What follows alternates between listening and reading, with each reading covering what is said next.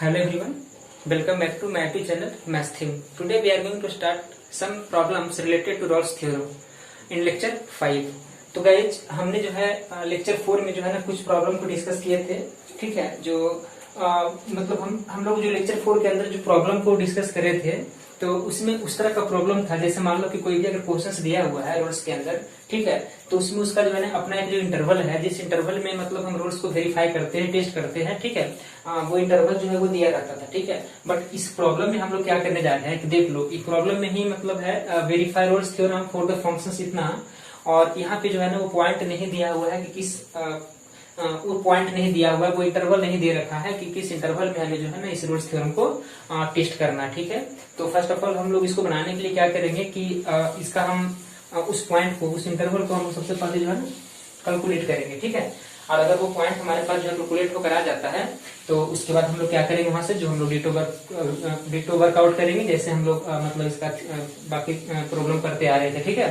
तो चलो हम लोग इसको है ना स्टार्ट करते हैं। देखो, तो सबसे पहले हम लोग करना क्या है, उस पॉइंट को कैलकुलेट करने के लिए यहाँ पर देखो रूल्स है ना किस तरह से हम लोग लेंगे वो समझते हैं, ठीक है। तो पहली बात तो ये जानना है कि जो भी हमारे पास फंक्शन दिया हुआ है, ठीक है, वो फंक्शन चाहे वो कुछ भी दिया होगा, मतलब जो भी फंक्शन है दिया हुआ है, तो इस फंक्शन में हम लोग क्या करेंगे ना कि जैसे F of x equal to कुछ भी मतलब समथिंग दे रखा है, ठीक है, तो इस इक्वेशन को हम लोग जो है ना जीरो इक्वल लेकर सोल्व कर देते हैं, ठीक। तो हेयर मैं इसे बना देता हूं step by step. Here it is not given as in which interval we have to test Rolle's theorem, ठीक है, Rolle's theorem।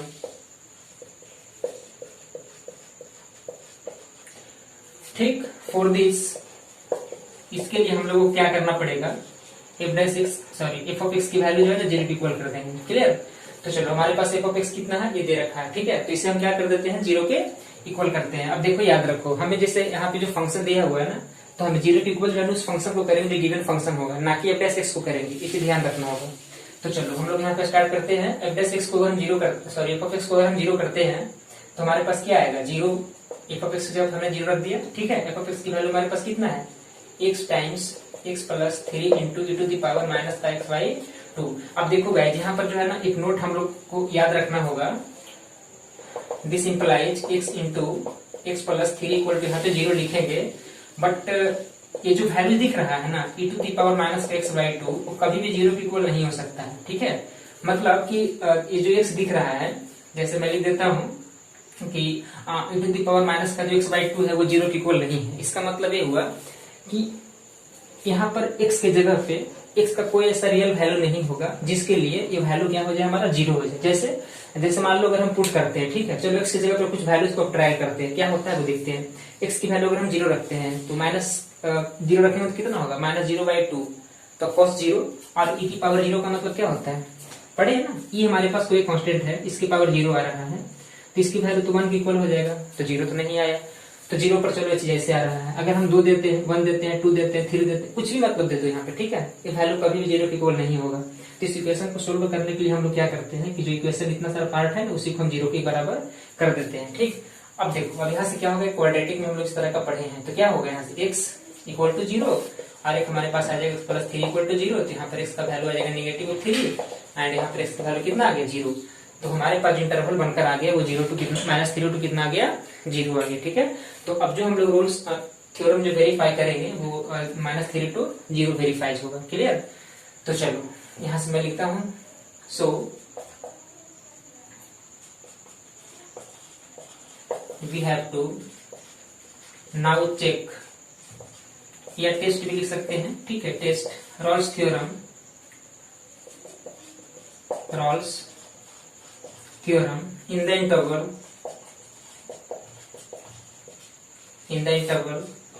-3 to 0। -3 को पहले लिखना पड़ेगा, नेगेटिव नंबर है according to number line theory, ठीक है, ये नेगेटिव पहले आया तो हम लोग इस क्वांटिटीज को क्या करेंगे, इसकी रोल्स को टेस्ट करेंगे, ठीक है, इस इंटरवल में।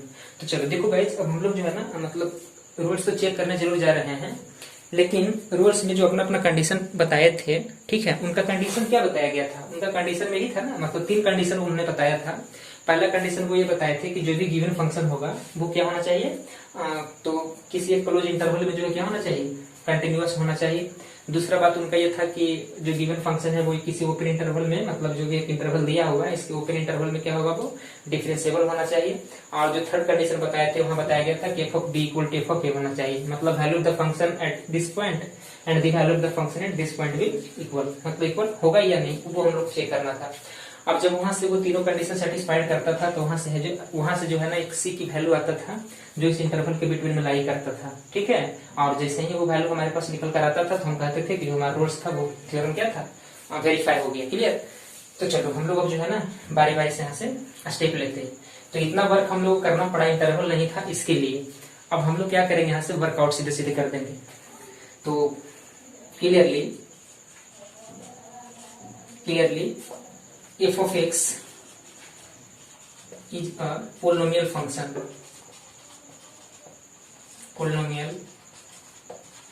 function, so it will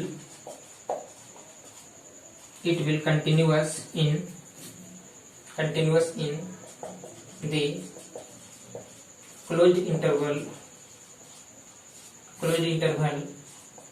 -3 and 0 as well as, अच्छा ये तो बात सही है। अब देखो f' जो है ना इसका क्या एग्जिस्ट कर रहा है या नहीं, ठीक है। तो एक काम करते हैं कि f' को जो है ना हम लोग अब यहाँ पे इसे रखते हैं, पहले देखते हैं। देखो ये फंक्शन हमारा क्या हुआ ना कि पहला कंडीशन सेटिस्फाइड कर लिया, ठीक। अब हम यहाँ पे जो है ना अभी मतलब डिफरेंशिएट इसे नहीं किए हैं, जब डिफरेंशिएट करते हैं कहीं ऐसा तो नहीं है ना कि हम जो गिवन फंक्शन है हमारे पास उसको डिफरेंशिएट करने जा रहे हैं तो कहीं ऐसा ना हो कि उसका डिफरेंशिएशन एग्जिस्ट ही नहीं करे। अगर एग्जिस्ट नहीं करेगा तो हमारे पास जो रूल्स का सेकंड कंडीशन था वो गलत रॉन्ग हो जाएगा, ठीक है। तो हम चलो डिफरेंशिएट करते इस फंक्शन को, इधर इरेज करता हूँ।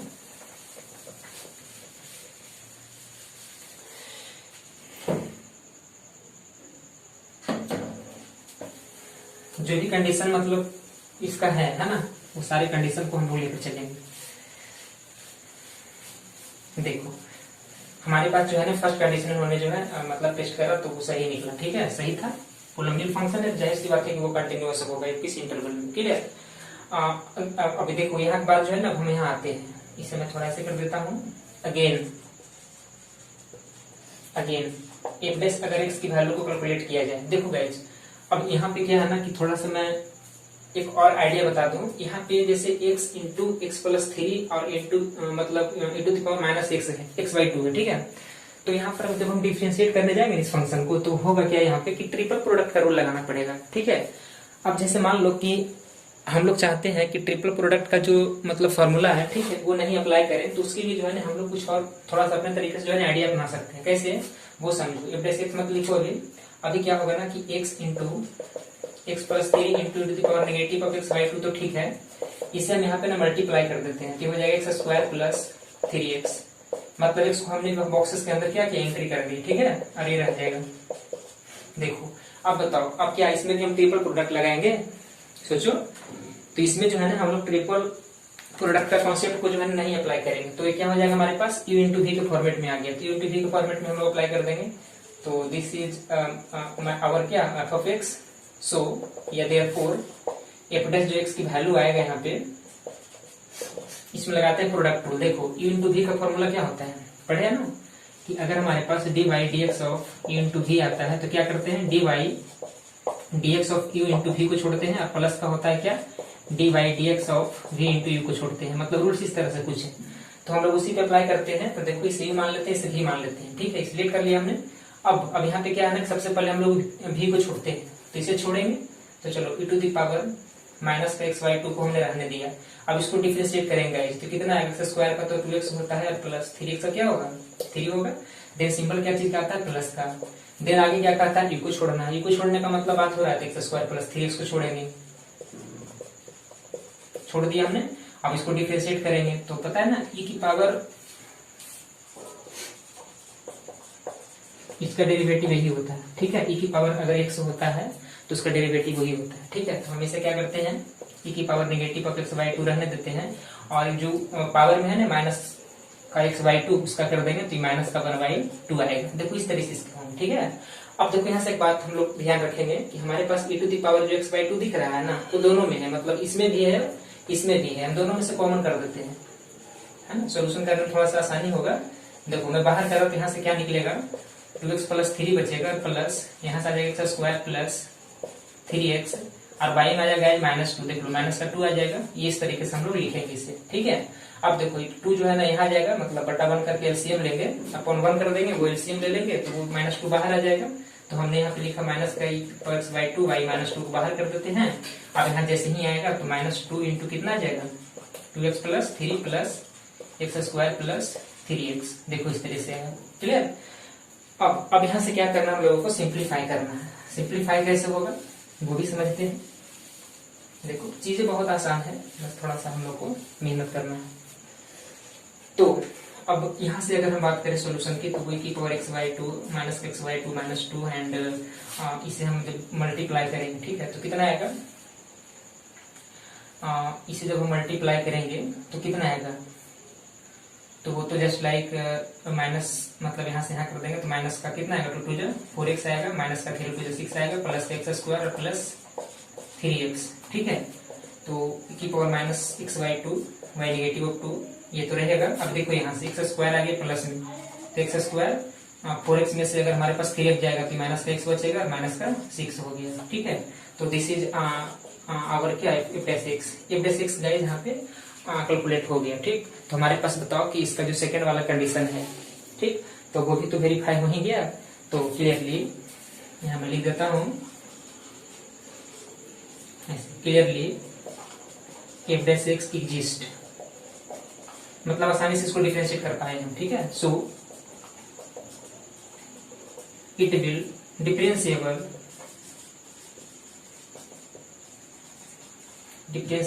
इन द ओपन इंटरवल, क्या कर देंगे, -3 to 0 था, इसमें क्या हो जाएगा, फंक्शन जो है वो डिफरेंशिएबल होगा। यहाँ तक तो ठीक है। चलो हमारे पास 2 कंडीशन सेटिस्फाइड हो गया, चलते हैं थर्ड कंडीशन की बात करते हैं, ठीक है। f'(x) गाइस ये ध्यान रखेंगे। चलो थर्ड कंडीशन को हम लोग देखते हैं। थर्ड कंडीशन में क्या था, हाँ, the value of the function at a, मतलब ए का मतलब क्या, -3, and the value of the function at b, मतलब क्या, जो इंटरवल है उसी पॉइंट में हम लोगों को जो है क्या है, वो फंक्शन की वैल्यूज को इक्वल करके दिखाना रहता था, है ना। तो इसे देखते हैं। देखो गाइस, नाउ अब क्या करना होगा हम लोगों को, जो भी हमारे पास फंक्शन था, ठीक है, फंक्शन तो हमने इरेज कर दिया, बट यहाँ पे है वो देख लो। तो यहाँ पे निकालना है f of -3, क्लियर। तो -3 का मतलब क्या हुआ, यहाँ से रखना होगा -3 इंटू -3 और प्लस का 3 आ जाएगा, into two the power -(x/y) कितना आएगा, 2 आएगा। 3 प्लस माइनस में जाएगा 0 आएगा, सारे नंबर प्रोडक्ट में है तो ओवरऑल 0 हो जाएगा, मतलब ये 0 आ गया। एंड उसी तरह से हम लोग यहाँ पे क्या निकालना होगा, 0 को, तो जहां जहां x है वहां 0 रखेंगे। देखो ये 0 है, मल्टीप्लाई में है, तो आगे तो कुछ वर्क करने की जरूरत ही नहीं है, जैसे ही प्रोडक्ट में है तो वो 0 ही आएगा। तो हियर, चलो मैं ऐसे लिखता हूँ, that's all the conditions of Rolle's theorem are satisfied. देखो यहाँ पे जो रॉल्स का है ना, मतलब सारे कंडीशन जो है क्या हुआ, सेटिस्फाइड कर गया, ठीक है। जब सारे कंडीशन सेटिस्फाइड कर गया तो हम लोग अब यहाँ से क्या बताते हैं, देन तब क्या होता है, then there exist a point at least 1 point, ठीक है, point C such that f'(c) = 0, मतलब यहाँ से पॉइंट हम लोगों को ऐसा एग्जिस्ट करेगा जो f'(c) की वैल्यू क्या करेगा, 0 करेगा, क्लियर। तो देखो f'(c) की वैल्यू को 0 करेगा, इसका क्या अर्थ बनता है, इसका क्या बात बनता है वो समझते हैं, ठीक है। f'(x) की वैल्यू हमारे पास ये है,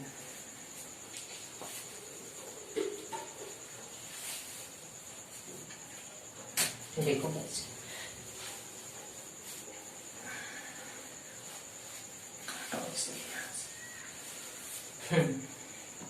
अब क्या करना होगा हम लोगों को इसमें कि इफ डैश जो हमारे पास c की वैल्यू 0 है, तो इफ डैश c की वैल्यू हमारे पास ये आया है, पूरे को जो है ना ओवरऑल क्या करना होगा, 0 पे इक्वल कर देंगे। तो therefore e to the power minus का x बाई 2 अपॉन माइनस का 2 and x square minus x minus 6 equal to क्या करना होगा।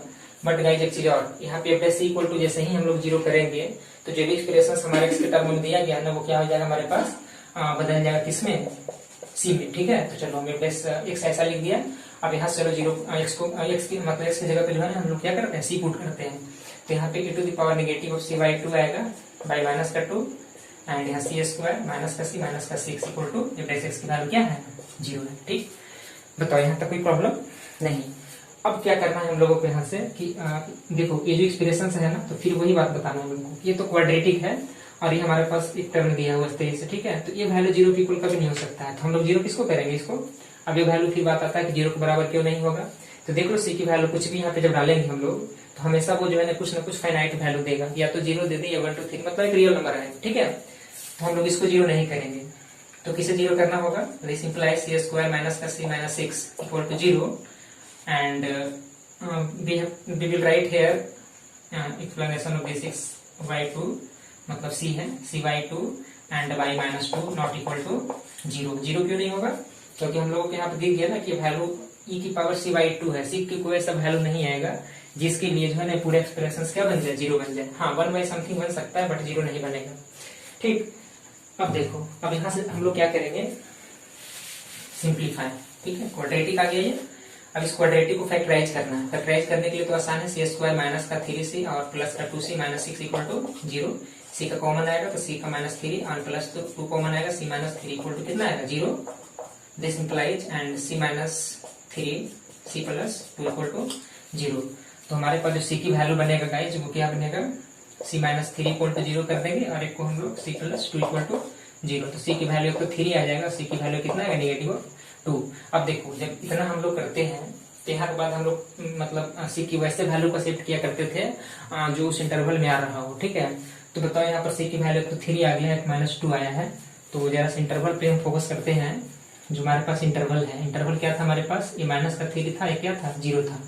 इसी इंटरवल में हम लोग टेस्ट कर रहे थे ना, मतलब रोल्स को। ठीक है, तो which value lies between this and this, तो ऑफ कोर्स एब्सोल्युटली -2। क्लियर, तो यहाँ पे c की वैल्यू नेगेटिव 2 लेंगे, 3 को यहाँ पर क्या करना होगा, अवॉइड कर देंगे। ठीक है, तो देखो सो या सिंस लिखता हूँ, since c equal to 3 doesn't belonging to -3 to 0 है ना। सो c equal to -2 belong to -3 into मतलब 3 और 0 इस इंटरवल में है। ठीक है, hence Rolle's theorem has been verified। ठीक है, देखो गाइज हो गया। अब देखो यहाँ पे एक बात और समझना है, जैसे हमने तो ऐसा ठीक है वर्कआउट कर दिया, कहीं कहीं क्या होता है ना कि जैसे मान लो कि c की वैल्यू हमने निकाला और वो जो वैल्यू आया c की वैल्यू, जैसे यहाँ पे क्या था, -2 था, तो इस इंटरवल में आ गया, तो मतलब तो हमने बोला कि वेरीफाई हो गया। c के कभी कोई मान लो कि 3 वैल्यू आ रहा है, 3 वैल्यू में जो है ना मान लो कि 2 वैल्यू हमारे पास उस कंडीशन को, दिए गए कंडीशन को सेटिस्फाइड कर रहा है। ठीक है, उस कंडीशन का मतलब क्या हुआ कि जैसे वो c की वैल्यू हम लोग लाए, 2 लाए चाहे 3 लाए निकल कर, और अगर वो मतलब कि वैल्यू जो है ना वो अगर उस इंटरवल में लाई कर रहा है दोनों के दोनों वैल्यू, जैसे देखो ना माइनस का हम यहाँ पे 2 लाए थे, अब माइनस मान लो 1 भी आ जाता, तो एब्सोल्युटली कि वो दोनों इंटरवल के बीच में पड़ेगा, तो उस केस में जो है ना c की वैल्यू 2 होगा। और हमने पहले एक बार क्लियर कर चुके थे कि यहाँ पे जो आता है ना कि जब all the conditions of Rolle's theorem मतलब सेटिस्फाइड करता है, जैसे ही वहाँ पे जो है ना there exist at least A point सी, मतलब एक पॉइंट सी करता है, लेकिन एटलीस्ट का मतलब हमने समझाया था बट यहाँ लिख नहीं पाया, बट कोई नहीं, हम थ्योरम दिया था कि एक पॉइंट कम से कम सी होता है।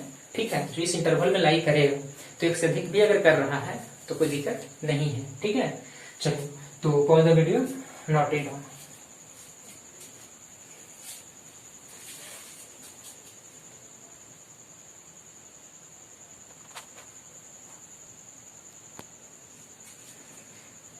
हाँ गाइज, तो अब हम लोग जो है ना क्वेश्चन नंबर 2 को देखते हैं। देखो क्वेश्चन नंबर 2 क्या कर रहा है ना, verify Rolle's theorem for the function F of x equal to sign 2x in 0 to π/2। मतलब हमारे पास एक फंक्शन है साइन 2x और उसे जो है ना रोल्स थ्योरम सेटिस्फाइड करवाना है किसमें, 0 to π/2 में। तो चलो हम लोग देखते हैं। Given F of x is equal to, क्या दिया है इन्होंने, साइन 2x इन 0 to π/2। मतलब कि हमें इसमें कंटिन्यूटी चेक कर, कंटिन्यूटी नहीं मतलब रोल्स थ्योरम को वेरीफाई करवाना है, लेकिन किस इंटरवल में वो वेरीफाई होगा, तो 0 to π/2 में वो क्या कर देंगे, वेरीफाई करवाना है हम लोगों को। ठीक है, तो देखो, तो सबसे पहले हम यहाँ पे क्या करते हैं कि एफ डैश एक्स फाइंड कर ले। और पता है ना साइन 2x, तो साइन x का जो डेरिवेटिव होता है वो क्या होता है गाइस, तो साइन 2x का जो डेरिवेटिव होता है वो होता है cos 2x। और देन क्या करना है, 2x का भी तो करेंगे, हम लोग पढ़े थे ना चेन रूल, तो वो अप्लाई करना होता है यहाँ पे। ठीक है, तो cos 2x का जो सॉरी साइन 2x का डेरिवेटिव होता है वो होता है cos का 2x एंड 2x का डेरिवेटिव 2 होता है। तो इसे अगर हम ऐड करते हैं तो कितना आ जाएगा, 2 into cos of 2x। देखो ऐसे, ठीक है, this is F of x मतलब एफ डैश एक्स की वैल्यू हम लोगों ने कैलकुलेट कर लिया। सो क्लियरली मतलब clearly F of x is continuous in close interval close interval 0 to π/2 as well as f of x is differentiable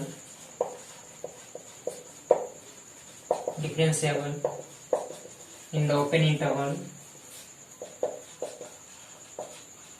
0 to π/2।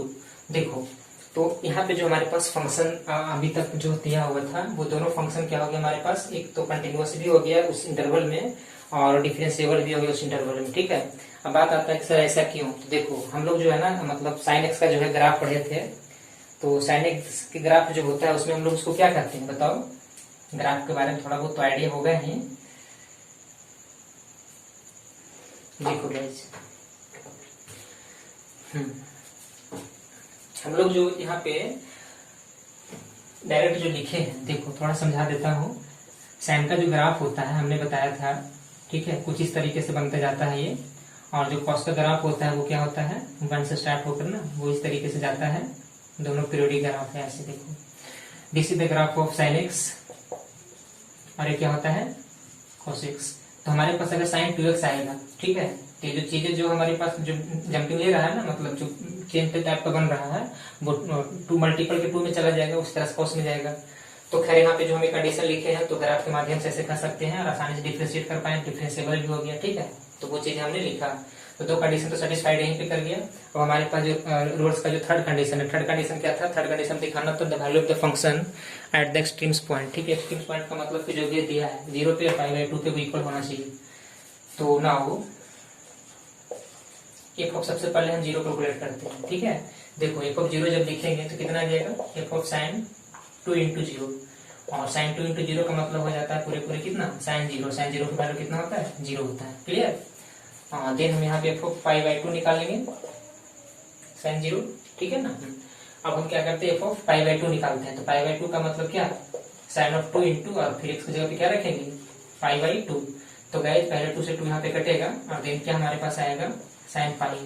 और sine pi का मतलब होता है, जिस बच्चों को साइन पाई की वैल्यू नहीं याद है तो क्लास 11th में क्वाड्रेंट रूल से हम लोग उसको अप्लाई करते हैं। ठीक है, तो क्वाड्रेंट में हम लोग पढ़े थे कि क्या क्या होता है, कैसे कैसे होता है। देखो पाई जो लिखा हुआ है ना, इसे π/2 लिखो एंड देन π/2 लिखो। ठीक है, अब बताओ साइन 90 प्लस थीटा क्या होता है, sign 90 plus theta cos theta होता है ना। तो यहाँ पे क्या करना होगा cos π/2 और cos π/2 का मतलब होता है cos 90 डिग्री। cos 90 की वैल्यू कितना होता है, 0 होता है। चलो मैं इसे यहाँ लिख देता हूँ, ये कितना आ जाएगा cos π/2 जिसकी वैल्यू क्या होता है 0। तो देख लो 0 पर वैल्यू 0 एंड π/2 पे वैल्यू 0। तो यहाँ पे हम लोगों ने देखा कि f of 0 जो है वो इक्वल हो रहा है f of π/2 का। तो हेयर मतलब यहाँ पे भी here all the conditions of Rolle's theorem are satisfied. Clear? Then there exists at least one point C such that एक पॉइंट यहाँ पे सी मिलेगा हम लोगों को, वो इस तरीके से मिलेगा कि सी की वैल्यू क्या होता है 0। ठीक है, चलो मैं सीरीज करता हूं यहां से।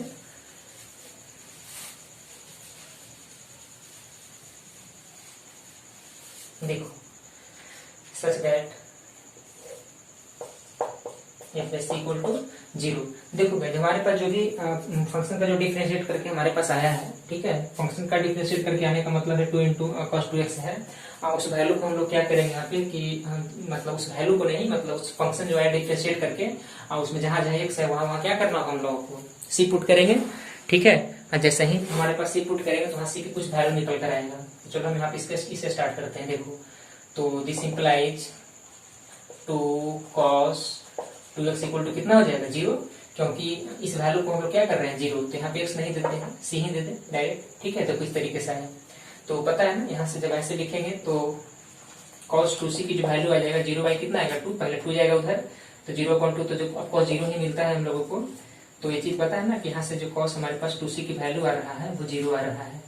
ठीक है, अब देखो भाई जब यहाँ से अगर हमारे पास c की वैल्यू निकालने की बात कहा जाए तो कुछ बच्चे जो है ना देखो कुछ इस तरह से अटपटा सा मतलब कर डालते हैं, जो कि नहीं करना होता है। ठीक है, देखो 2-3 बात मैं इधर लिख रहा हूँ।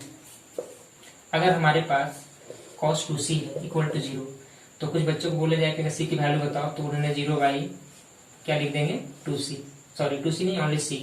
देखो एक तो वैल्यू निकाल करके लेकर चला आएगा, जो कि रॉन्ग है, ऐसा नहीं किया जाता है। देखो जैसे ना ट्रिग्नोमेट्री हम लोग पढ़ रहे हैं, ट्रिग्नोमेट्री का इसका अपना कुछ रूल है, नियम। ठीक है, उस नियम से हम लोग क्या करते हैं कि अगर cos 2c की वैल्यू 0 है तो हम लोग जो है ना वैल्यू 0 है, इसका मतलब क्या कि हम cos के वैल्यू को देखेंगे कि cos में कितने डिग्री की वैल्यू जो है ना वो 0 होता है, वही इसके जगह पे रखाएगा। ठीक है, तो therefore cos 2c equal to, यहाँ से देखो cos इसको पाई बाई 2 लिख दो। बताओ cos 90 डिग्री कितना होता है, cos 90 डिग्री की वैल्यू कितना होता है 0। ठीक है, तो ऐसे लिख दिए, cos से cos कैंसिल होगा तो यहाँ से आएगा 2c equal to pi by 2, तो देयरफॉर c की वैल्यू पाई बाई 2 और इंटू कितना आ जाएगा 1/2, तो ओवरऑल हमारे पास पाई बाई 4 आएगा जो कि c की वैल्यू है।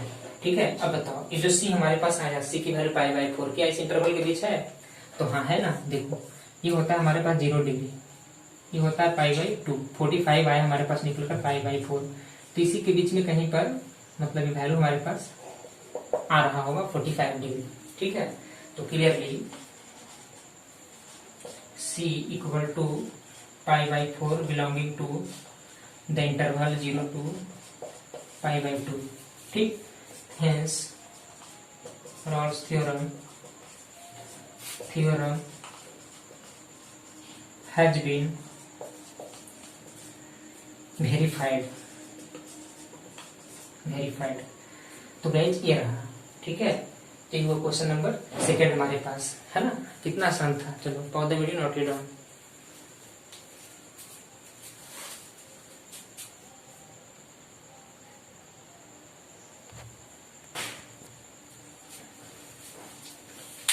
हाँ हेलो जी। तो गाइस आज का सेशन कैसा लगा है ना, हमें कमेंट बॉक्स में जरूर बताइएगा।